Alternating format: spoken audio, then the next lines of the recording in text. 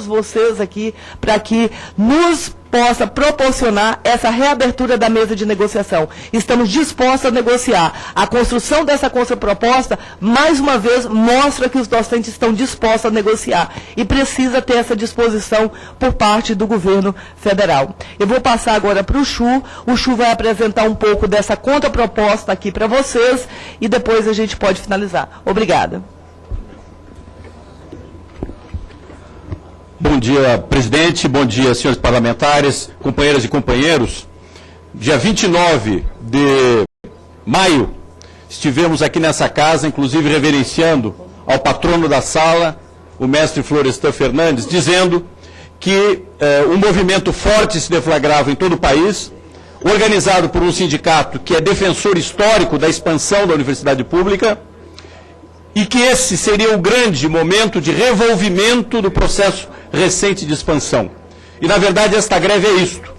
Esta greve, inclusive pela participação intensa de professores jovens que entraram há menos de 5, 6 anos nas universidades, distribuídos pelos rincões mais distantes desse país, demonstra esse primeiro aspecto, uma vontade de futuro em relação à responsabilidade histórica do setor federal de educação, e o que chegou a ser chamado de uma greve conceito em relação à carreira docente.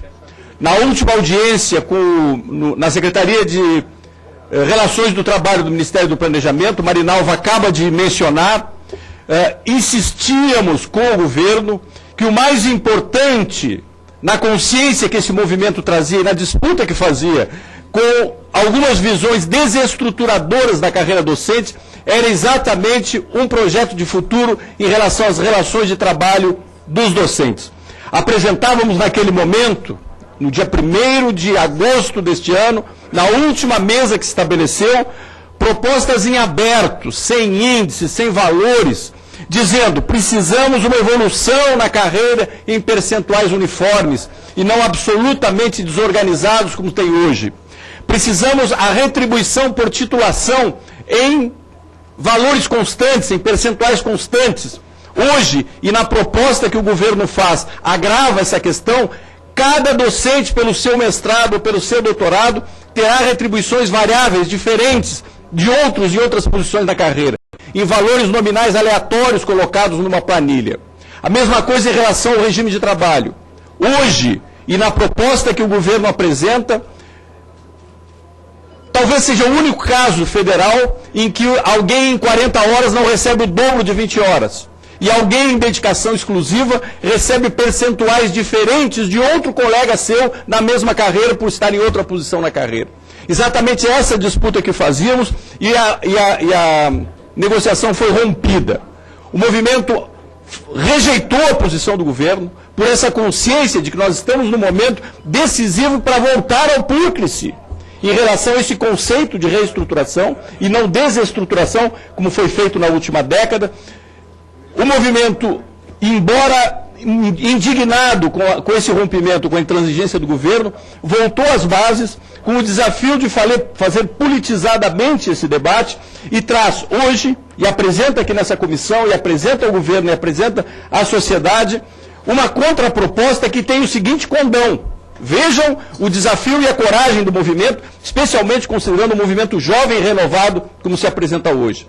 Nós estamos demonstrando com essa contraproposta que é possível reestruturar a carreira, abrindo mão, portanto, de reivindicações do ponto de vista remuneratório, em grande parte, na grandeza que o movimento apresenta, dentro da amplitude salarial da proposta do governo.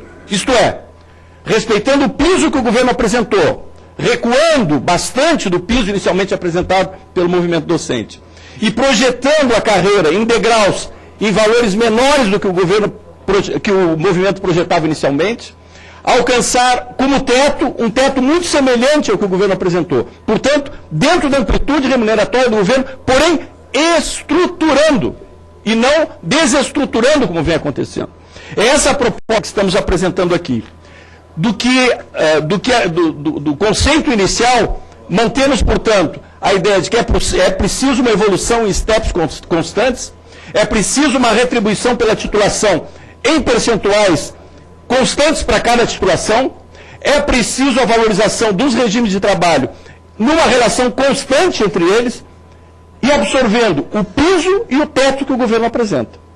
Essa proposta nós fazemos aqui, lembrando que sempre estivemos dispostos a negociar, com iniciativa na mesa, flexibilizando, abrindo. Neste momento, vamos a uma posição radical para demonstrar que o governo quer, que o movimento quer a reestruturação e para isso admite, inclusive, a disputa nesse momento, para ser um processo paulatino na história, é compreensível que se vá num crescente, alcançando os patamares desejados, mas que o conceito seja estabelecido nesse momento. E o conceito é o da estruturação. Passamos às mãos da presidência, aos membros da comissão, uma carta que explica isto e, detalhadamente, alguns anexos, mas detalhadamente ao final, uma tabela, que é uma tabela que projeta essa proposta, que coloca concretamente em números, demonstrando que é possível estruturar a carreira dentro dos limites, neste momento, dentro dos limites remuneratórios que o próprio governo apresentou, partindo de 2.018 de piso e alcançando o patamar de R$17 mil,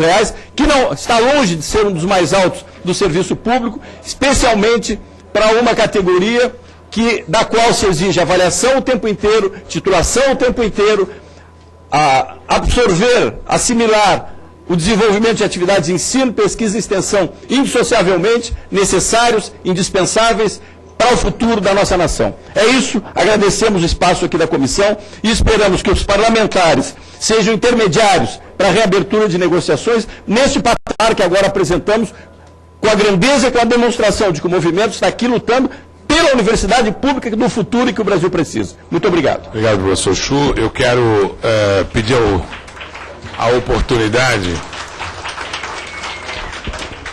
oportunidade de uma intervenção que me foi solicitada por um companheiro deputado federal que junto comigo compôs o comando de greve em 88. E acho que é o único que está nessa sala aqui.